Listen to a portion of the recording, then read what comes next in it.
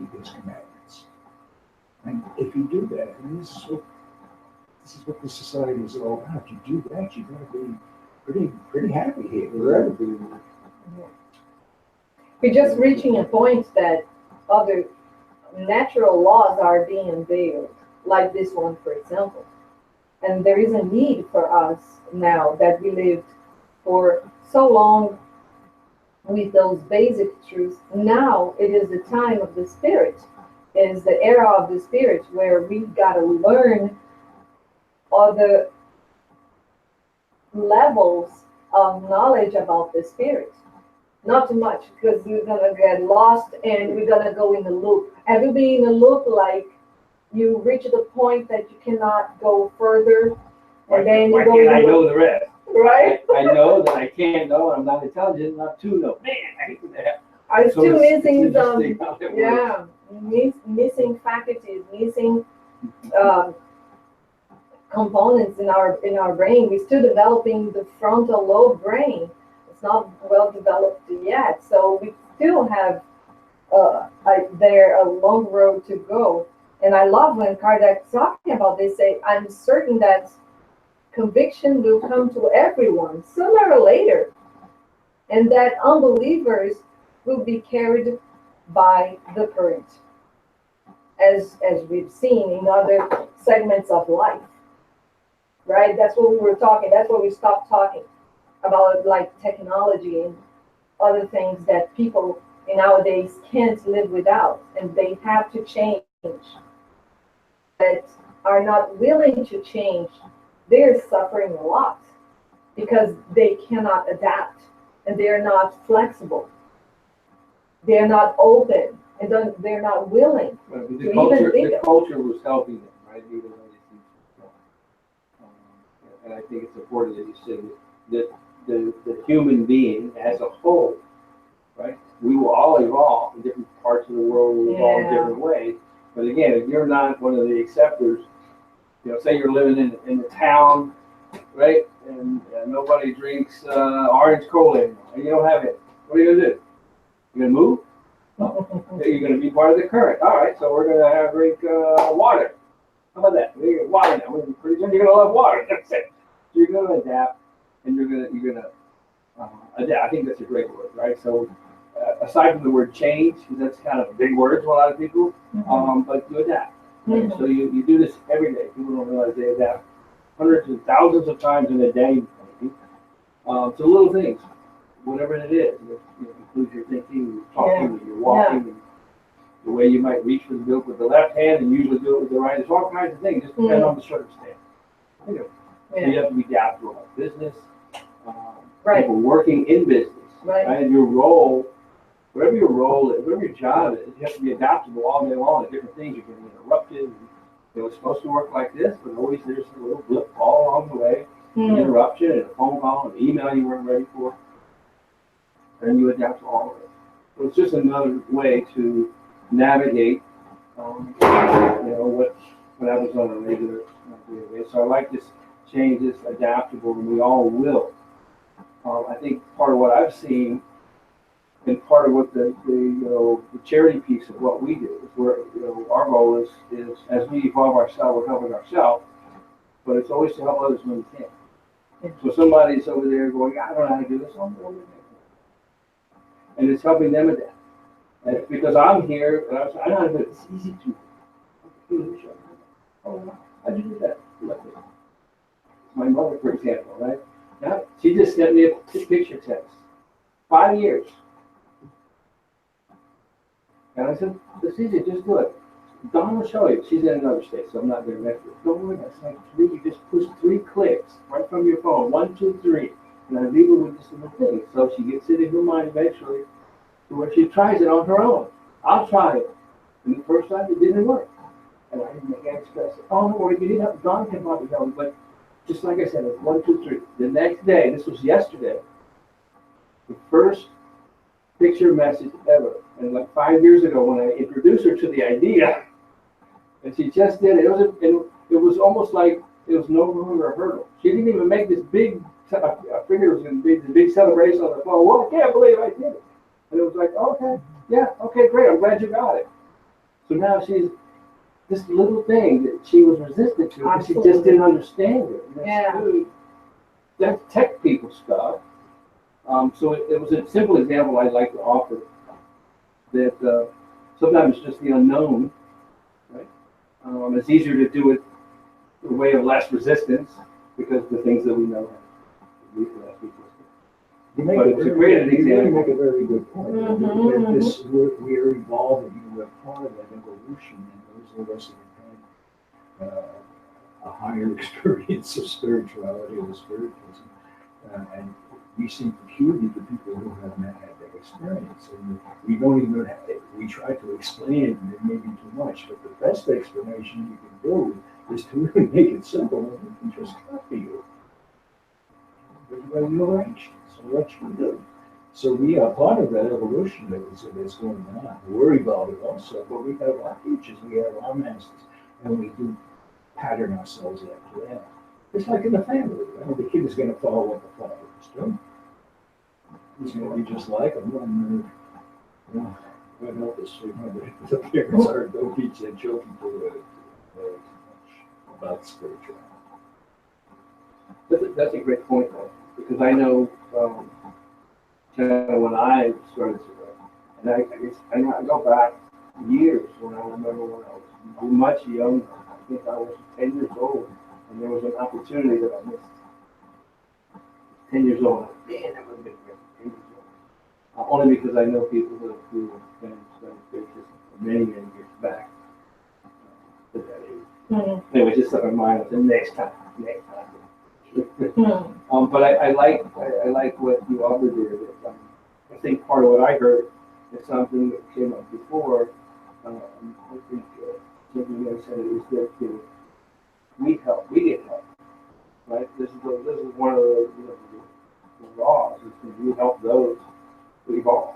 So we're getting help, and we're all humans. We're all equal, but someone might be more intelligent about how this camera works or how to read the book, read the words or learn the language, or whatever it is, right? Whatever it is you're trying to accomplish.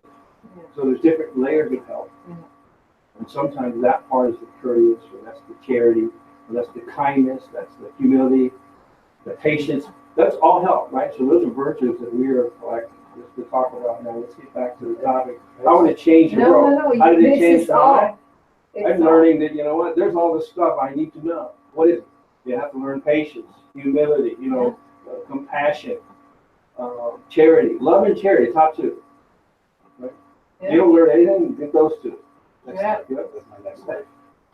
That's why we were talking today. I've learned a little bit of that one. Learned a little bit of that. What are the other five? I don't even know what they are. Read the list. Where's the list? When you start doing this to yourself, where's the list? The era of the Spirit. I want to get to my happiness faster. You know what I'm saying? Where's the list? Okay. Let me ask you this. That's how it changed my life. Because it goes exactly where you're talking.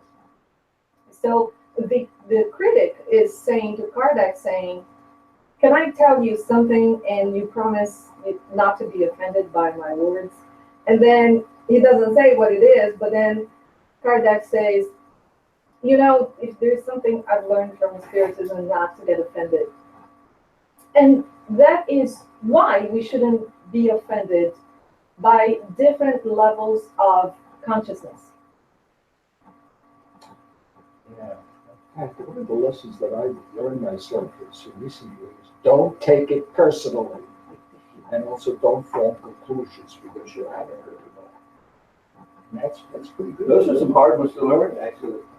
Mm-hmm. Those are hard ones to learn. Yeah. You can talk about it, but if you're doing it, exercising it, it's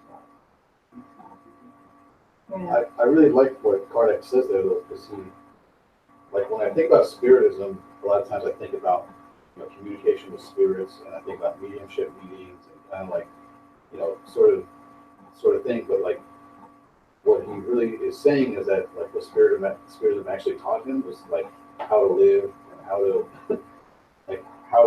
not react to other people. See what I actually zeroed in on is it actually reminds me of martial arts training.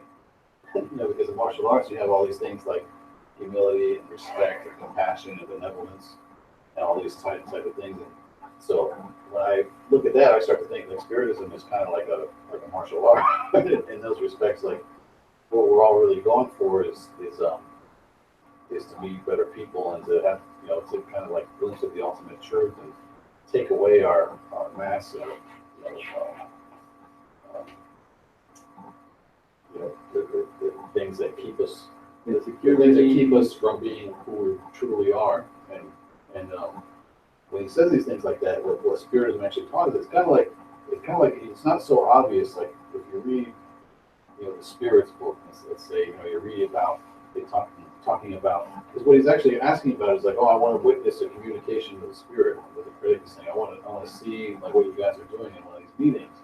And what he's kind of saying is like, what he's actually learned from Spiritism was like morality, and that's not what I expected when I started studying Spiritism, was to learn about morality. I kind of was thinking, I thought I was going to like learn how to like read people's minds or something. I thought I had a lot of misconceptions when I, first walked into my first Spiritist meeting. And what Kardec kind of says is that what he's kind of got out of it is a whole way to live his life from that. Like what he says, I prefer to leave others in their errors instead of sharing in them. So from that alone, you can see Spiritism is good for something.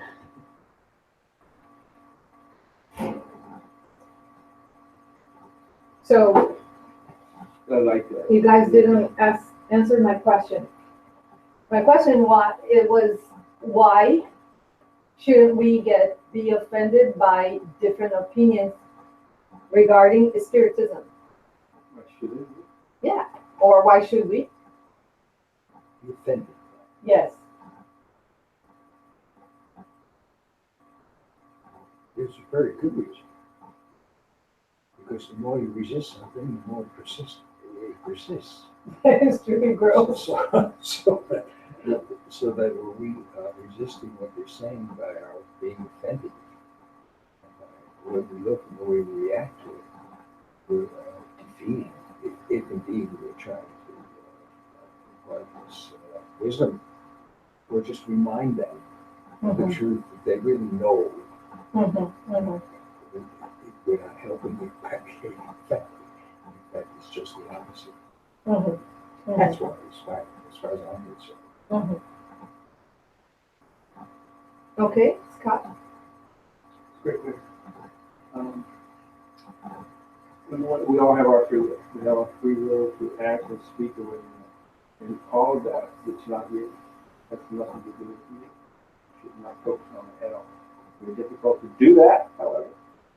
And so your truth is your truth. Your truth is based on your level of understanding and the things you've learned, the things you're learning, and your mistakes and your successes and all this. That's your truth. And you continue to evolve your truth. This is yourself evolving, right? And that's why people don't see eye to eye. People have opinions. It doesn't mean it's truth about anything. If it's white, it's white. You might see it as off-white. The off-white is his truth. That's the way his eyes are, right? So if colorblind sees completely different colors. That's their truth. Just leave it that way. So you shouldn't be offended because their opinion is theirs. It has nothing to do with you. Think about this. And this is another one of the hard lessons. Because I went through different stages in my life, but I didn't care. And other stages like, man, why did they think of me like that? And I do care. I cycle back and forth. I'm like, what's going on? I remember 10 years ago, I didn't care about all that stuff. Who cares what they think? This is the way you should. You don't have to be snide or rude about it. I'm just making a joke here. But at least you don't care. The truth is, you don't care. If I was like a brutally honest person, I don't care. Leave me alone. Go. Good for you. Keep talking. It shouldn't bother me whatsoever. And it's kind of like the bully. If you don't cater to the bully, how can he bully you if he's not bothering you?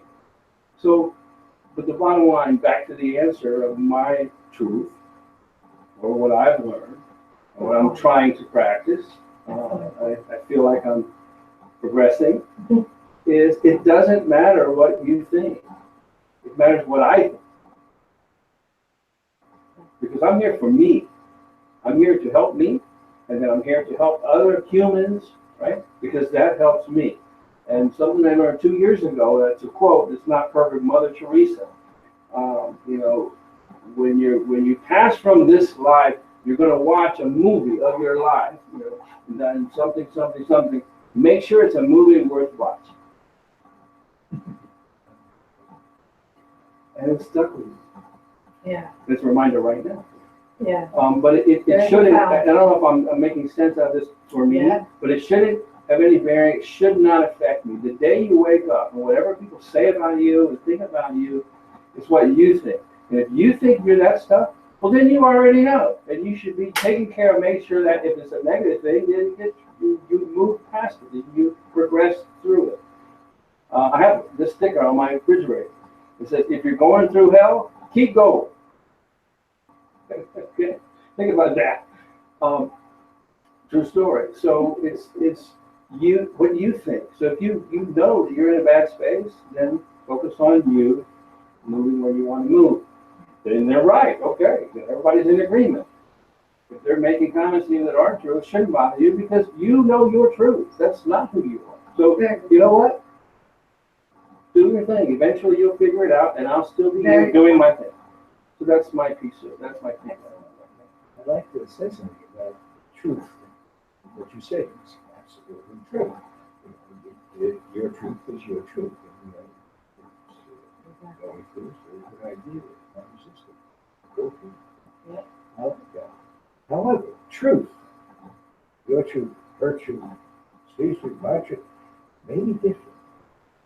But there's one thing that's always the same, and that's wisdom. Wisdom is not truth. Wisdom was here before the earth was here. Wisdom was here before the universe was here. It's there. And our spirit is connected to that wisdom. And I know that. But maybe it isn't even truth. That's wisdom. That spirit. The level beyond Yeah. truth. That's a very good point, because I like that. the more we learn about our spiritual life, the more we tap into that wisdom. And then we understand that there is a beauty there where people have different perspectives, different approach to their spiritual life. Because we should mind our own spiritual business development, you know. We should mind our own You say mind your own business, you mean our business. Yeah, Literally. our Only ours. spiritual involvement business. So we should mind our path and allow people to have, as you said, to use their free will and use their choices and to meet their spiritual development whenever they want. Of course, the more we learn about this, the happier we will be, because we will learn to let go of things that usually in a material lifestyle we learn to hold on to, and the more spiritual we are, it is easier to let go of things. But I want to hear Steve too. But I mean, because I might be off topic, but what you're Go ahead. reminding me about, what I was thinking about was that sometimes, like, I've been in sort of phases too, and maybe other people can identify with this, where like when I first started practicing meditation, all of a sudden a lot of things became very clear to me.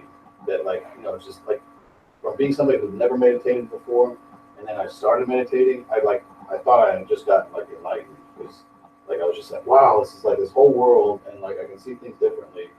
And like I would notice, like, when my feelings would come, I'd be like, oh, look at that feeling. I can like label that feeling. I can be like, that's like not the right, like I don't want to be feeling that. You know, it's like not like something. I'd be like angry a lot or have feelings. I'd be like, that's not really like this anger is totally like misplaced. You know, like things like that. And then I would sort of notice other people, and I'd be like, well, I want you guys to have what I have. So I would kind of go like right from being righteous to being self-righteous. And then, you know, and I would learn how to like let go. But it's like so easy to let go that you can start to become like let go a little too much and become more like aloof. I had this friend that he had sort of started his spiritual journey before me, so he knew a little bit more than I did. And he would kind of have these habits, and he would like sort of like drop some wisdom bombs on you, and then he would like leave. And I was like, that guy, I realized like at first he seemed like really enlightened and really smart, and I was like, that guy is an asshole, you know? funny. Like, Wisdom bottom. yeah. Like he knows a lot. He learned a few things, but he like never got with the compassion. You know, he never got with the love, and he just like now you know he's so smart, and he like leaves. He's like he just walks away snickering. You know, like an evil Buddha or something. I'm like, Well, maybe he got a level of compassion that you can't understand, you can't yeah. grasp. Maybe for you it's not enough, but maybe for him it's a quantum leap. Oh, no, he was rude. I mean, he was really rude. But then you don't know where he comes from. Yeah. I mean, reincarnation, you know, you don't know his past. Yeah, we were friends. You know, we were friends for a while. And I was like, I don't want to be this guy's friend anymore. Like he thinks he knows everything. You know? Like I don't want to hear it anymore. Like, because it's like, you know, it's not just about like, you know, I was thinking about being in a Spiritist center. We all kind of come here and we come to our lectures, and it's good. But some of us try to act like we're really like spiritual and Spiritist center. You know, and other places too. Like you go to a yoga like class, Right. and there's always that I've been one there. guy. You know, that I've one done guy. that. Or that, you In know, the beginning. the meditation class. There's always somebody in there that like, you know, they become like the guru. Like Yeah, too fast. I've been there. And it's like it's not about like being spiritual when you're at the Spiritist center. It's like Yeah. how are you living like when you leave? You know? Right. Like, and there's like stories in the book where the guy was like I think in the Messengers, right? Andre Luis, he talked about one of the guys in there was very active in the mediumship group, and he would give like lectures and talk about morality, but then like he would leave like the lecture and he'd go outside and start screaming some children for playing in the street because they were making too much noise. And like so he's like just giving a lecture about patience. What's with you kids, you know? So, Right.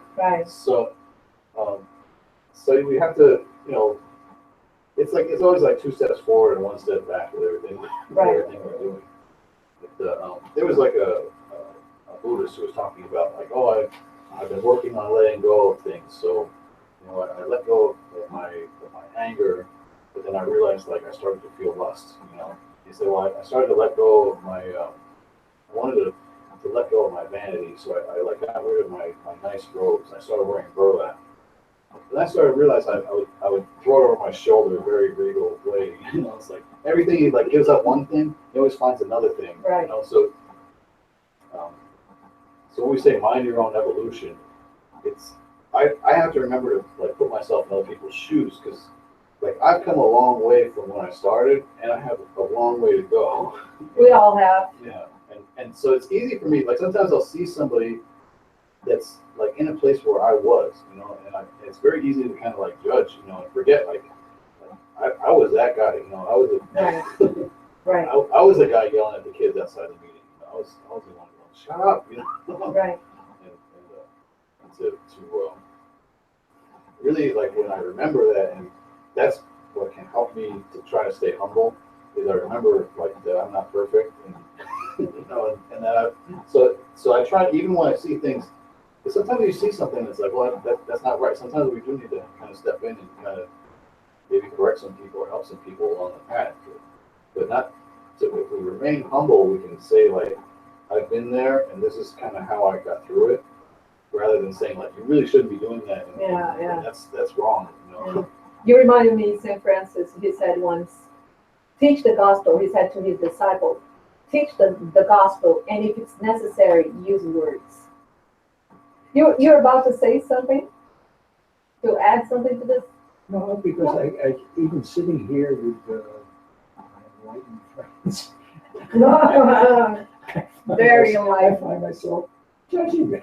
It's like what Steve was saying, you know, about this asshole. This guy was. But to look at him and to say to yourself, hey man, I know you. You're just like me. You know? I became that guy after a few years. I became. But the fact you still are, and you know. But that's what it is. I mean, when we sit in judgment to someone else, we're being an asshole. This is what it is. Judgment is a big one. We all like to pointed out, and I think we can navigate communicating or assisting without looking judgmental. That's a fine line. I want it in my And opinion. so I wanted to say that I'm sitting here, with my enlightened friends, and I'm judging them. And So I was tricky. just being just as big an asshole as your friend. But I'll introduce you to you guys. so I'll introduce you to him. Okay. you have compassion for him, and then Just see you later. And you just say a- maybe not. Yeah. Want to hang out with. I think I have pity for you. And you don't, But to then you're judging yourself. Yeah. to extend what Steve had said in a different way, I'm going to use the word balance. So I think part of what I heard was, it's balance with everything. We have lectures here that talk about, here we are, Spiritists and this and that. And when you leave here, don't get on the phone and start talking about Sally and the big nose and the thing that she did, and she got surgery to make this look better, that look worse. What is that? This is not what you do. What are you concerned about the way somebody looks or walks or talks? We're not here for this. This is what we're not here for. We're on here on this planet. Let me get to that point so I get back to my story of trial and expiation. That's what we're here for. Right? If we were, more evolved, we might, different plan. Let me just But say let me like ask that. you That's this. a different level of When you catch yourself topic of this. of connection with your values, like you just said. Let's just get an example, not saying that you did that. But when you get yourself out of that tune with your inner truth, Yes. what do you feel? Oh, you feel it. So emotionally, You feel it? This is easy. You would emotionally You feel feel that you're off. Your sad feeling, your bad feeling, your feelings of not in your throat, in your heart, in your Wonderful, stomach, wherever they wonderful. are. They're just telling you that's what you That's- don't want. You're That's off. when we start to Go wake. back to where you're on. So this, Perfect, that's perfect. those who don't know this, I love it. So Yeah, it's that simple. Your emotions tell you where you are exactly. mentally when you're thinking, when you're talking, when you're interacting with someone. Have Yeah. you ever wondered why you Your feel a little inner- anxious when you're your around inner somebody with some nature is dialogue? not It's not accepting. for you. Yeah. That's not who you are. That's how you get into some stir, or you Yeah. feel sad, or you feel that Simply emotion your tells you inner it's nature great. is saying, no, I don't. So this is accept how you can anymore. navigate, right? And this is really good. So what I wanted to go with the balance for Steve, liking for this gentleman, for example, he had these attributes that were admirable, and wow, look, I'm learning this, and you're helping me learn for this wisdom thing. So look, there's something I can move forward in my life on my own, and then there's some other attributes of this gentleman that he didn't like, right? And that's where we have compassion. If you continue in a way that they don't like, then okay, you stay over here, and I'll stay over there with manage our lives. I don't have to be mean to you or judge you. It's just you're not for me. I'm not judge you. It's my opinion, so to speak. So ultimately, all I heard he was discussing, through Spiritism, is that we always need to be on what's important as a Spiritist and what we're learning, right? What did Jesus teach us? This is what it's all about, right? Top two, love and compassion. Those are all the other, right? And you stay in tune with the inner nature, because if you're learning something that you admire and that you think it's beautiful, but your nature is saying, nah, that's not my Then you inner know it's truth, not. then you know it's not. Right, so that's not your truth. So love and charity, I'm sorry, I used the word compassion. So I wanted to give this little feedback right now, so whatever it was like balance. But yeah, let's be balanced, right? Let's stop doing, be criticizing people and ooh, look, they have a funny nose, or whatever these things are. And I think there's some people do it in humor, and maybe that's okay, because if you feel it and you really think, you have this feeling behind criticizing someone, then that's bad. This is like humor, maybe, I can't comment on it, but I think, from my point, it shouldn't even be humorous, right? You're talking about another individual, you could hurt your feelings, and it's not good for them. So how can that be doing compassion and loving? So besides that, it was a balance, is what I wanted to bring up. There's a balance that you need to do the things so you have harmony. Maybe that's another word for balance, right? So when there's balance, there's harmony. So you're navigating this world of all these trials and things and people. And I'll tell you a story in a book, and I remember the name of the book. There was a lady that passed, and she works in this lovely garden, and she keeps asking, when I want to see my daughter, when can I see my children? I see my children. And the question would ask her, what then? what did you do in your life? Oh, I took care of my children, and my grandchildren, and my husband, I took care of this, and my uncle, and my dog, and all these things that she took care of. That she could, oh, okay, so let's let me be more specific with my question. They're asking. All she wants to do is she's trying to ask, where can I go see? And they keep asking her this question. What did you do for yourself? Oh, for myself, I had this beautiful garden, and I always helped my children, and I always helped my children, and my husband, and my uncle, and my sister, and I helped the whole family, and I love to do my garden. But what would you do for yourself? What did you do for yourself? This lady was passed, and she was in her world, in her garden, and she's there trying to learn that she needed to do more for herself so she could evolve. She was busy doing so much for everybody else. She didn't have her own balance. She wasn't doing anything for her own self, her own learning, loving, charity, patience, and kindness for herself, forgiveness, all these things that she needed to do. She was doing for everyone else, but there was no balance in her life because she neglected herself. So this book was pretty interesting when I heard about that. Very interesting. That it's because we're here for ourselves. We're not here for you, you or you.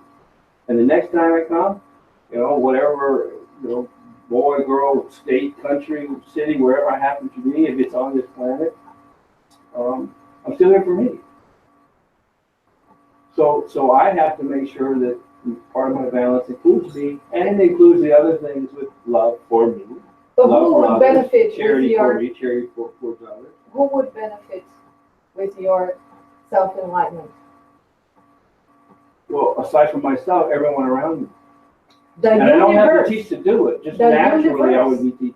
And The universe. And the universe, and then it would expand and expand and expand because of all this love Yeah. and charity and kindness and The all the virtues universe that work. benefits from our inner Humility. enlightenment. I like what you said about using your emotions as a guide to who you are. Because when you feel, emotions can range from real sadness to euphoria. But you have more. But are you in charge of that? Or are they being dictated by the things that are happening out there? You recognize that you're in charge of them. You say, hey, I really, when I give $1 to a beggar, I feel real good.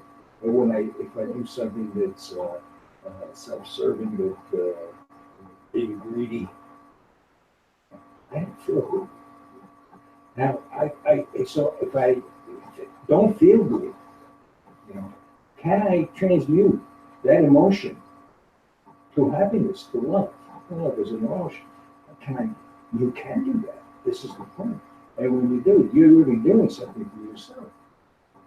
I may not be able to change what's happening out there, but I sure can change that emotion. I can transmit that. All I have to do is ask myself, hey, what does it feel like to be in love? Wow, just try it. And when you're in that space, then the things that are happening outside seem to change. People around you change. It's like the happy person, that outgoing person, always smiling. You know, you see them and you're happy. Like everybody, they walk out, hey. It's like this.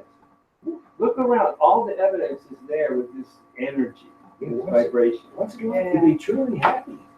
Imagine, happiness is not of this world. I read in the script book yesterday. That was actually part of our prayer from yesterday.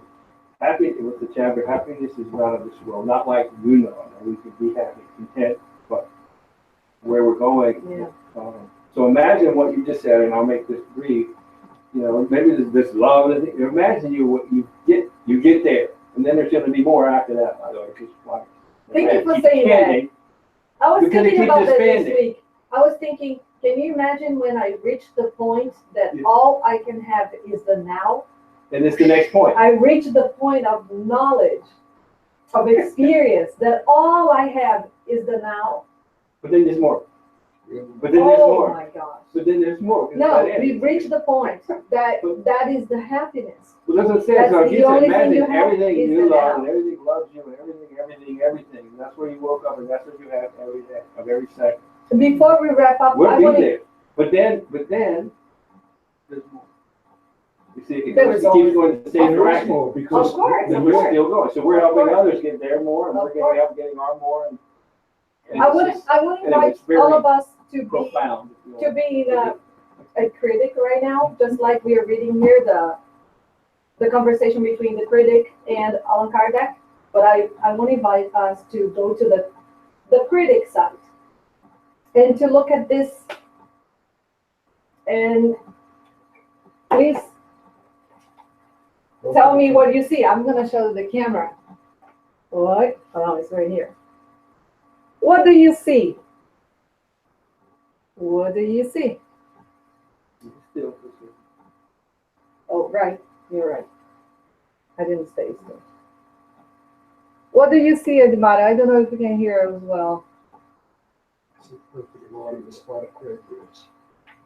Say again, I'm sorry. I see a perfect line of the spot of cranberries. Okay. What do you see, Scott and Stephen? I think I see a smiley face, but it's really far away.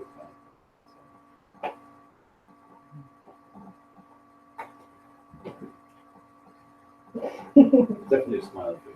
A smiley face. and a couple smiles. What do you see, Scott?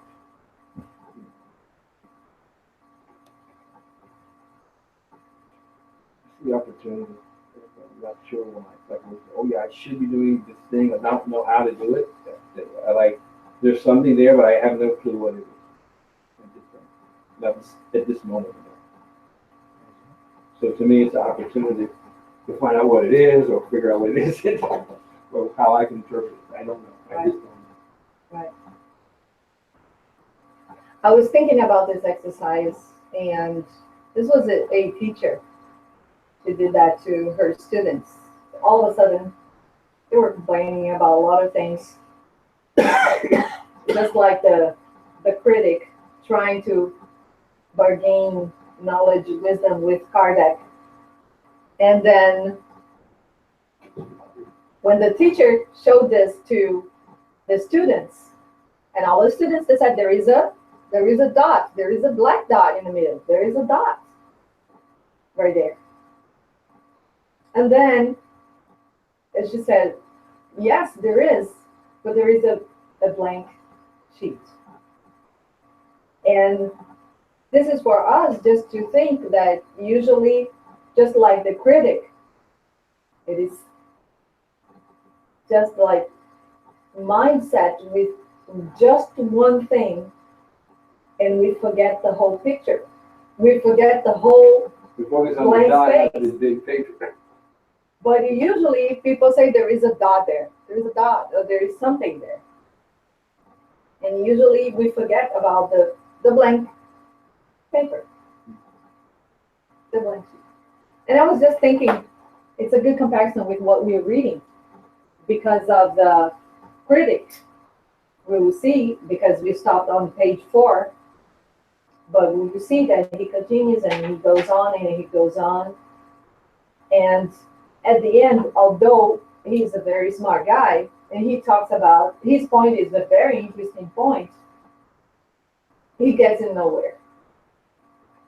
So he's not showing that he's really willing or trying to understand anything there. So it's just a consideration for us. So let's wrap it up, and we have to do a relaxation before we go, and I invite you and everybody there to join us for this quick heart coherence meditation. It just takes a few seconds, like 30 seconds or less than that.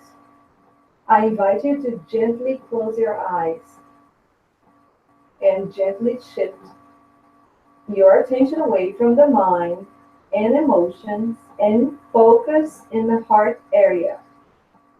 And allow yourself to breathe slowly through the heart and chest area throughout this technique. So for some, it helps to place your hand over your heart for easier focus, but it's not necessary. So now, focus on creating a genuine feeling of appreciation and care for someone or something positive in your life. Really try to feel the emotions of appreciation and care.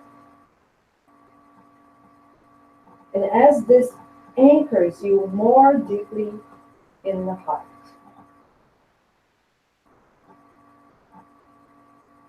While you maintain your focus in the heart area, gently send positive feelings of appreciation and care and love to yourself or others.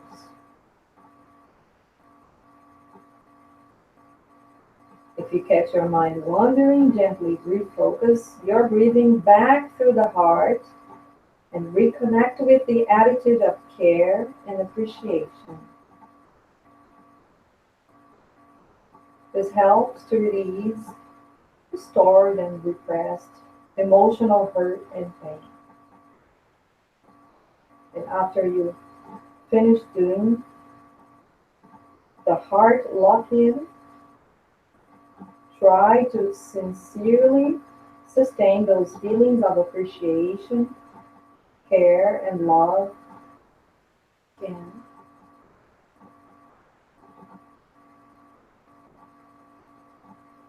This will actually help you as a percussion against recurring stress or anxiety. Just breathe normally through your chest, and when you're ready, you can open your eyes.